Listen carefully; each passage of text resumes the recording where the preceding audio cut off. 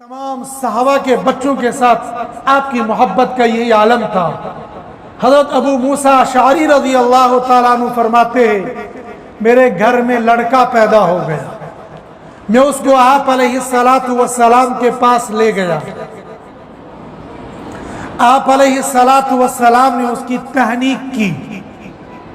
تہنیک کہتے ہیں کوئی میٹھی چیز چبانا اور چبانے کے بعد اس معصوم بچے کے تالوں کے ساتھ لگا لینا، اس کو کہتے ہیں تہنیک۔ جب بچہ پیدا ہو جاتا ہے تو بچے کی پیدائش کے فوراً بعد دو کام کیے جاتے ہیں۔ ایک کام یہ کہ اس کے دائیں کان میں اذان فجر والی اور بائیں کان میں اقامت کہی جاتی ہے، اور دوسرا کام یہ کیا جاتا ہے اس بچے کو تہنیک کی جاتی ہے، کوئی میٹھی چیز اس تالوں میں لگائی جاتی ہے۔ چونکہ مدینہ المنورہ میں کھجور تھی اور کھجور میٹھی چیز تھی، لہذا آپ علیہ السلام نرم کھجور لیتے، اس کو چباتے، پھر معمولی سی ایک تنکا جیسا لیتے اور آپ کے تالوں کے ساتھ لگا لیتے تھے۔ اگر ہمارے پاس بھی کھجور میسر ہو تو کسی نیک بندے سے تہنیک کروانی چاہیے، کسی نیک بندے سے اذان پڑھوائے، کسی نیک بندے سے تہنیک کروائے۔ لیکن مان لو کوئی عالم، کوئی اللہ والا اس وقت موجود نہیں ہے تو والد محترم خود اذان دے دیں، خود تہنیک کر لے، لیکن اس بات کا خیال رہے کہ اس بچے کے کان میں اور منہ میں، کان میں جو پہلی آواز جا رہی ہے، منہ میں جو پہلا لعاب جا رہا ہے، وہ اپنے اثرات بھی دکھائے گا۔ اگر ابا حضور نمازی ہوں گے تو بچے کے اندر نماز کے اثرات آئیں گے، اور اگر ابا حضور بے نمازی ہوئے خدا نخواستہ تو بچے کے اندر بھی یہ اثرات آ جائیں گے۔ اس لیے لوگ کوشش کرتے ہیں علماء ہو، صلحاء ہو، اتقیاء ہو، اولیاء ہو، ائمہ ہو، وہ جا کر اذان بھی پڑھیں اور تہنیک بھی کریں۔ صحابہ کرام کے زمانے میں ہسپتالوں کا دور نہیں تھا، گھروں کے اندر ڈیلیوری ہوتی تھی، وہ خود اذان پڑھتے تھے یا لے جا کر حضرت نبی کریم صلی اللہ علیہ وسلم کے دربار رسالت میں اذان بھی دلواتے تھے، تہنیک بھی کرواتے تھے۔ حضرت موسیٰ اشعری رضی اللہ تعالیٰ عنہ کی یہ روایت جو بخاری کے اندر موجود ہے، یہاں پر اذان کا تذکرہ نہیں ہے، تہنیک کا تذکرہ ہے۔ فرماتے ہیں آپ نے تہنیک کی، وہ میٹھی چیز تالوں کے ساتھ لگائی، اس کے بعد آپ نے اس کا نام ابراہیم رکھا اور پھر اس کے لیے برکت کی دعا کی۔ حضرت نبی کریم صلی اللہ علیہ وسلم نے ایک صحابی کی بیٹے کو ایک چھوٹا سا کرتا مبارک دیا، اس کے لیے دعا کی، اور دعا کرنے کے بعد فرمایا اس کرتے کو تب تک پہن کے رکھنا جب تک نہ یہ پھٹ جائے۔ اللہ اکبر۔ صحابہ کو نبی علیہ السلام کے ساتھ کتنی محبت تھی۔ ایک بچے کھیل رہے تھے اور کھیلنے کے دوران آپ علیہ السلام کا یہاں سے گزر ہوا۔ آپ شفیق تھے، آپ مربی تھے، آپ ڈانٹتے نہیں تھے، آپ مارتے نہیں تھے، بلکہ آپ بس تربیت کیا کرتے تھے، یہ نہیں یہ کرنا چاہیے، یہ نہیں یہ کرنا چاہیے۔ ایک چھوٹا بچہ آپ علیہ السلام کے پاس بیٹھ کر کھانا کھا رہا تھا، تو وہ تھالی میں کہیں ہاتھ کہیں یہاں کہیں یہاں ڈال رہے تھے۔ آپ نے فرمایا یا غلام، اے بیٹے، پہلے بسم اللہ کو پھر اپنی جانب سے کھانا کھانا شروع کر دو۔ مارا نہیں، پیٹا نہیں، بلکہ فرمایا بسم اللہ کہہ کر کھانا شروع کرو اور اپنی دائیں طرف سے کھانا شروع کر دو۔ حضرت عبداللہ رضی اللہ تعالیٰ عنہ کہتے ہیں میں بچہ تھا، آپ علیہ السلام نے فرمایا عبداللہ کتنا پیارا بچہ ہے، کاش کہ یہ تہجد بھی پڑھ لیتا۔ فرماتے تب سے لے کر میری زندگی کی آخری دم تک میری تہجد کبھی نہیں چھوٹی۔ یہ جو بچے یہاں کھیل رہے تھے ان میں سے ایک بچہ تھا، آپ نے اس کو پیار سے یہاں بالوں سے پکڑا اور فرمایا کھیل رہے ہو، بس وہ صحابی فرماتے ہیں کہ جب ان بالوں سے جہاں سے نبی علیہ السلام نے مجھے پکڑا تھا وہ بال میں نے ساری زندگی نہیں کٹوائے، میں سارے بال کاٹ لیتا تھا لیکن اس جگہ کے بالوں کو چھوڑ دیتا تھا، اس لیے ان کے وہ بیچ والے بال بہت لمبے ہو گئے تھے۔ کسی نے پوچھا کیوں؟ کہا جن بالوں پر میرے حبیب کے ہاتھ لگے ہوں میں ان بالوں پر کینچی نہیں چلوانا چاہتا ہے۔ بچوں کو بھی آپ کے ساتھ یہ محبت تھی، بچوں کو بھی آپ کے ساتھ یہ شفقت تھی، بچوں کو بھی آپ کے ساتھ یہ لگاؤ تھا۔ آپ علیہ السلام نے ان کو یہ کپڑا دیا، کرتا دیا کہ تب تک لگا کے رکھنا جب تک نہ یہ پھٹ جائے گا۔ یہ ام خالد تھی، ان کو یہ قمیض دی اور فرمایا کہ تب تک ان کو پہناتے رہنا جب تک نہ یہ بالکل پھٹ جائے گا۔ حضرت انس رضی اللہ تعالیٰ عنہ فرماتے ہیں میرا چھوٹا بھائی تھا، اس کا نام تھا ابو عمیر، انہوں نے چڑیا پال کے رکھی تھی، وہ چڑیا مر گئی تو اس کو بڑا دکھ تھا۔ آپ علیہ السلام اس بچے کو اس چڑیا کی تسلی دینے کے لیے گھر میں تشریف لائے۔ حضرت انس رضی اللہ تعالیٰ عنہ یہ کوئی اور صحابی ہیں، آپ کا بیٹا نہیں ہے، آپ کا قریبی رشتہ دار نہیں ہے، البتہ آپ کے خدام میں آپ کا شمار ہوتا ہے، ان کا بھائی تھا، چھوٹا بھائی تھا، ان کی چڑیا مر گئی، آپ اس چڑیا کی تعزیت کرنے کے لیے گھر تشریف لائے۔ اصل میں چڑیا کی تعزیت کیا کرنی تھی؟ اس بچے کو تسلی دینی تھی۔ آتے کا یا ابا عمیر ما فعل النغیر، تمہاری نغیر اس چڑیا کے ساتھ کیا ہو گیا؟ حضرت انس فرماتے ہیں کہ آپ علیہ السلام کا آتے ہی اس چڑیا کا حال پوچھ لینا، اس بچے کو ہنسی آ گیا تو اس کو تسلی ہو گئی۔ یہاں سے محدثین نے فرمایا ہے کہ بچوں کو کھیلنے کی آپ علیہ السلام ترغیب بھی دیا کرتے تھے اور صحابہ کو فرمایا کرتے تھے کہ اگر ان کو کھیل کود کرنا ہے تو کبھی کبھی ان کے کھیل کو دیکھنے کے لیے آپ خود تشریف لے جایا کرتے تھے، لیکن کھیل جائز ہونا چاہیے، کھیل ناجائز نہیں ہونا چاہیے۔ بچوں کو کھیلنا، کھیلنے دینا اور کھیل پر نگرانی کرنا یہ آپ علیہ السلام کی زندگی کا ایک حصہ تھا۔ صرف اپنے بچوں کے ساتھ نہیں، صرف مسلمانوں کے بچوں کا حال یہ نہیں تھا۔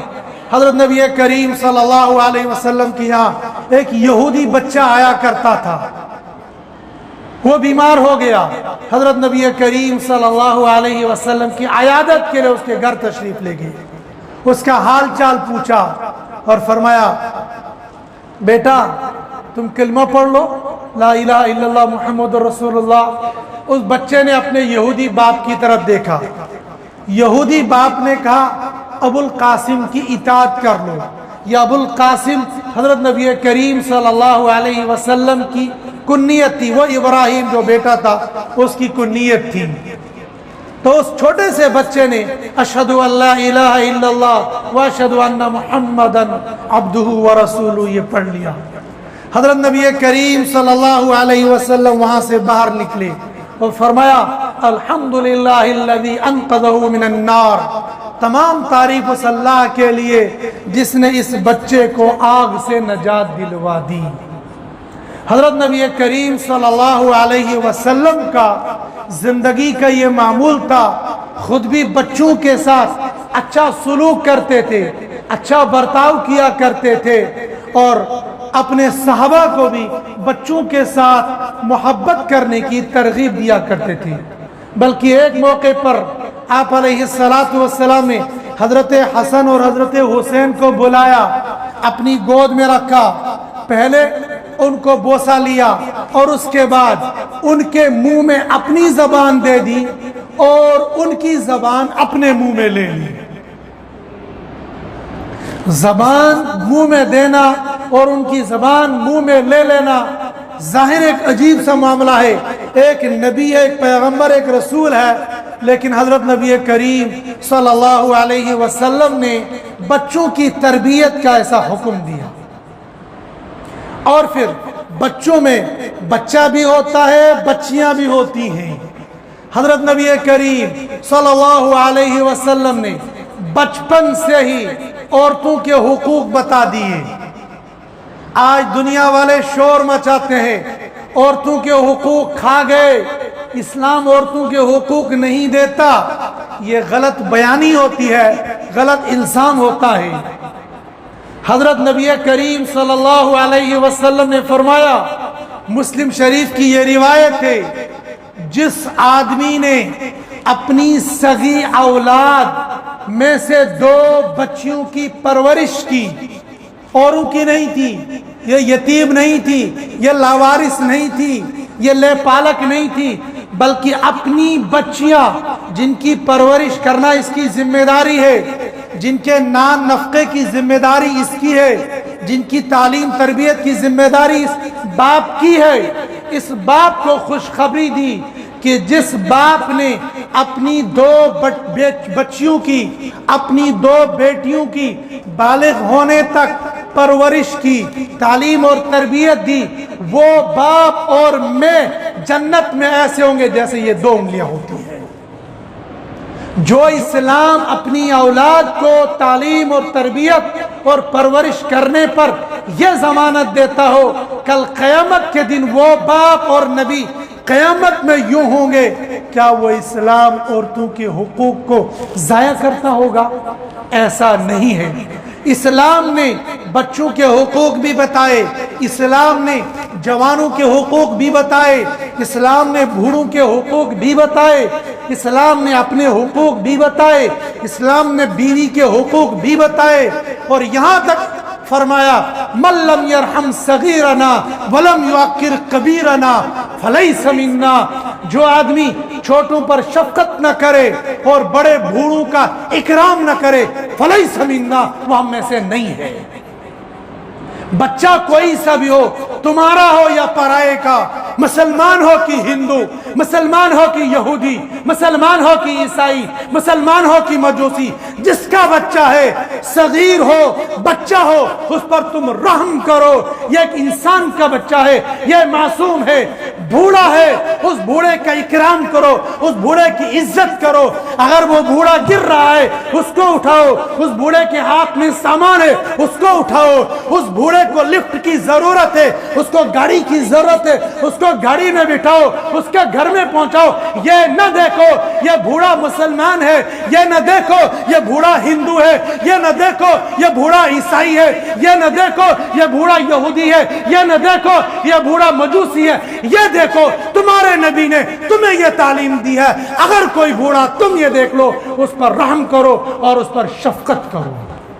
اسلام ہر ایک کی میانہ روی اور ہر ایک کی تعلیم دیتا ہے, لیکن یہ میری اور آپ کی زندگی میں تبھی آ سکتا ہے جب ہم اپنے نبی کی زندگی کو پڑھیں گے. ربیع الاول آتا ہے, ربیع الاول جاتا ہے, ہم جلسے میں جاتے ہیں, جلسے کر لیتے ہیں, واز سن لیتے ہیں, مزہ آ جاتا ہے, جوش آ جاتا ہے, جذبہ آ جاتا ہے اور بھول جاتے ہیں. نہیں, یہ طے کر لو آج اس جمعہ میں اس ربیع الاول کے حوالے سے ہم اپنے نبی کی زندگی کو اپنی زندگی میں لائیں گے انشاءاللہ. اور یہ آئے گی سننے سے زیادہ پڑھنے سے. سننے کا اثر وقتی طور پر ہوتا ہے, پڑھنے کا وہ اثر دائمی ہوتا ہے. اس لیے اس ربیع الاول کے مہینے میں 2 کام اہتمام کے ساتھ کرنے چاہیے. ایک درود شریف کثرت کے ساتھ پڑھنا چاہیے. ہر سال ربیع الاول میں یہ ترغیب دیتا ہوں کہ طے کر لو اس ربیع الاول کے مہینے میں مجھے 5 لاکھ درود شریف پڑھنا ہے. اور بچوں سے پڑھواؤ, بچے چونکہ لالچی ہوتے ہیں, بچوں کو لالچ دو, بیٹا اگر تم نے اس مہینے میں 5 لاکھ مرتبہ درود شریف پڑھ لیا تو میں تم کو گفٹ میں یہ گاڑی دوں گا, میں تم کو گفٹ میں یہ جو بھی اس کو اچھی لگتی ہوگی سوائے اس کے جو اس کے لیے نقصان دہ ہو, اس گفٹ کی لالچ دو. یہ بچہ پڑھ لے گا, ہم پڑھیں یا نہ پڑھیں یہ بچہ پڑھ لے گا. اور میں اپنی ماؤں اور بہنوں سے بھی گزارش کروں گا, چونکہ وہ گھر کا کام کر رہی ہوتی ہے, جھاڑو لگا رہی ہو درود شریف پڑھو, کپڑے دھو رہی ہو درود شریف پڑھ لو, کھانا بنا رہی ہو درود شریف پڑھ لو. بیٹھے بیٹھے تم لاکھوں مرتبہ درود شریف پڑھ لو گی اور پتہ بھی نہیں چلے گا. حساب رکھو اس کے لیے کہ تاکہ مجھے ٹارگٹ کو پہنچنا ہے, لیکن حساب رکھنا ضروری نہیں ہے. دو کام یہ ضرور کر لے، ایک درود شریف کی ایک میعاد مقرر کر لے، اس مہینے میں اتنا درود شریف پڑھ لینا ہے، اور دوسرا سیرت النبی صلی اللہ علیہ وسلم کی کوئی سی بھی کتاب لے لے اور اس کا مطالعہ ضرور کر لے۔